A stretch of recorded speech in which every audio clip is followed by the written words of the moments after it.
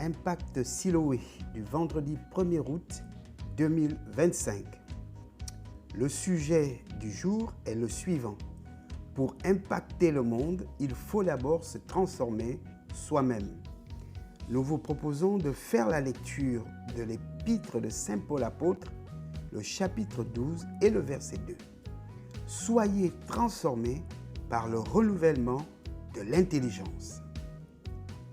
Bonjour et bienvenue, chers frères et sœurs dans le Seigneur, sur Impact Siloé, votre chaîne 100% évangélique. Le rendez-vous où foi, travail et transformation se rencontrent. Aujourd'hui, nous abordons un sujet essentiel. L'impact commence par soi-même. On entend souvent des personnes dire « le monde va mal », les jeunes ne sont plus sérieux ou encore « l'Église n'a plus de puissance ». Mais combien prennent le temps de se remettre en question? Rappelons-nous, Moïse, il a d'abord dû être transformé dans le désert avant de libérer le peuple d'Israël. L'apôtre Paul, c'est sa rencontre personnelle avec Christ qui a fait de lui un instrument puissant de l'Évangile. Étant donc parvenu au terme de notre semaine sur la série « Décider de changer pour devenir », nous avons pensé qu'il était opportun de vous expliquer le mobile qui nous a amenés à parler de ce sujet important sur le changement. Premièrement, le changement, une nécessité spirituelle et existentielle. Nous avons choisi ce thème parce que le changement est au cœur de la vie chrétienne et du progrès humain. Rien ne grandit, rien ne s'améliore, rien ne porte du fruit sans transformation. Le verset que nous avons lu, le verset 2 du chapitre 12 de l'Épître aux Romains, nous dit « Ne vous conformez pas au siècle présent, mais soyez transformés par le renouvellement de l'intelligence. » Mais changer ne suffit pas. Encore faut-il savoir pourquoi on change, vers quoi on change et comment on change.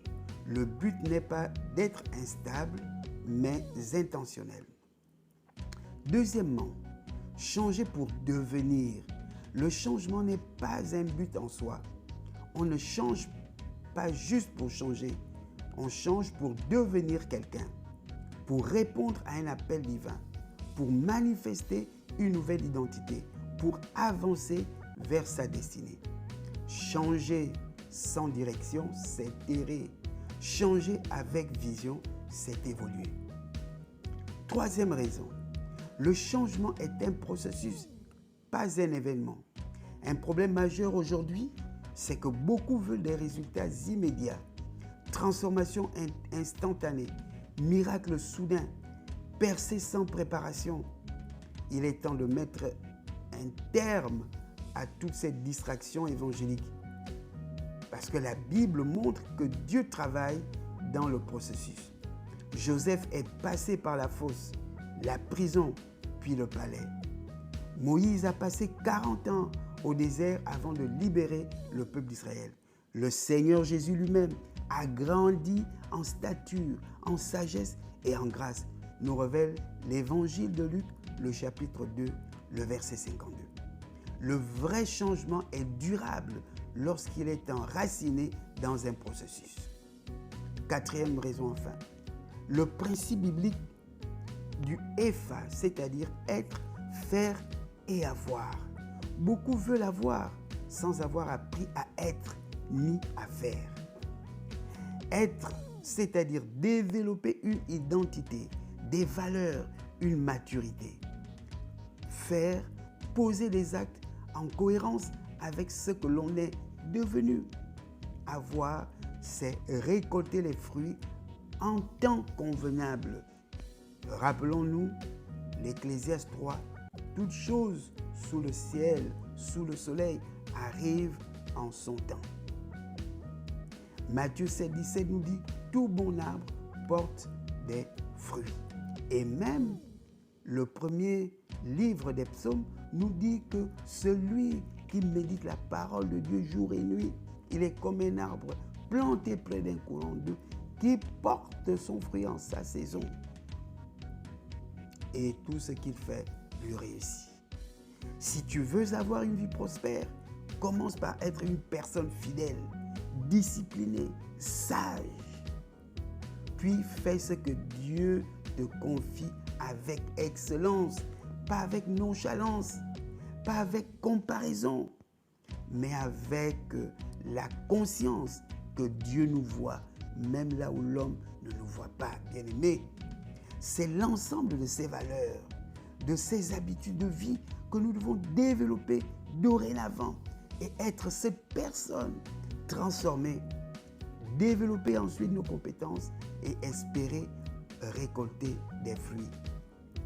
Il y a cet homme, Albert Einstein, qui a dit dans la logique du changement que la folie, c'est de faire toujours la même chose et de s'attendre à un résultat différent. Combien de fois n'avons pas réalisé les mêmes programmes évangéliques? Chaque année sont les mêmes retraites, les mêmes développements d'activités, sans pourtant qu'il y ait des résultats probants qui nous amènent à une transformation, à des changements. Bien-aimés, chers frères et sœurs, rappelons-nous de l'évangile de Luc, le chapitre 14, le verset 28, que celui qui veut bâtir une tour s'assied d'abord. Développons cette pratique de s'asseoir, réfléchir et d'élaborer des stratégies. Tant que tu répètes les mêmes schémas mentaux, des modèles émotionnels hérités de nos parents, des croyances et habitudes financières, des réactions émotionnelles, des relations toxiques, des compagnies, ta vie ne changera pas. Il faut décider dans son esprit, dans sa tête, dans son cœur, des habitudes, de faire autrement pour devenir autre et ainsi vivre autre chose. En résumé, changer, ce n'est pas fuir. Changer, c'est obéir à Dieu pour devenir ce qu'il a prévu. Et rappelons-nous également, Jérémie 29:11, il a des plans, des projets de paix. Décidons d'intégrer notre discipline de vie dans ces plans. Décider, c'est enclencher le processus. Tenir ferme, c'est permettre au processus de porter du fruit parce qu'il y aura des épreuves, il y aura des personnes qui vont dire de nous ce que nous ne sommes pas en réalité. Mais à chaque fois qu'un caillou nous est lancé, prenons ce caillou pour bâtir le mur de notre vie. Cette série, nous le croyons depuis lundi, nous a donné des clés bibliques, pratiques et stratégiques pour rompre avec les schémas destructeurs, t'engager dans un processus de transformation durable, devenir l'homme ou la femme ou le jeune que Dieu veut utiliser dans ta génération. Alors, en guise de conclusion, ces 4 points. Premièrement, décider d'abandonner les excuses. C'est facile d'accuser les autres, mais puissant de se remettre en question. 2. Changer sa mentalité. Tu ne pourras pas impacter avec une pensée de victime ou de défaitisme. Toujours penser que c'est le système qui a tort. S'il n'y a pas eu telle chose, c'est parce qu'ils ont fait telle chose. Vous avez en vous tout ce dont vous avez besoin pour réussir. Vous n'avez besoin de personne pour valider votre processus de réussite. Ce processus se trouve en vous-même. C'est à vous de le valider, de l'implémenter dans votre discipline de vie quotidienne. Et je peux vous garantir, certifié, que les résultats seront différents.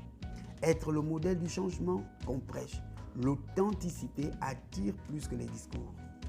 Passer à l'action concrète, influence par les actes, non par les intentions. Le monde attend non pas des chrétiens parfaits, mais des chrétiens transformés. Alors, bien-aimés, chers frères et sœurs, choisis aujourd'hui une habitude à changer pour refléter Christ. Ta parole ramène l'honorabilité de ta parole. Ta gestion du temps. Que fais-tu du temps que Dieu te donne entre tes mains?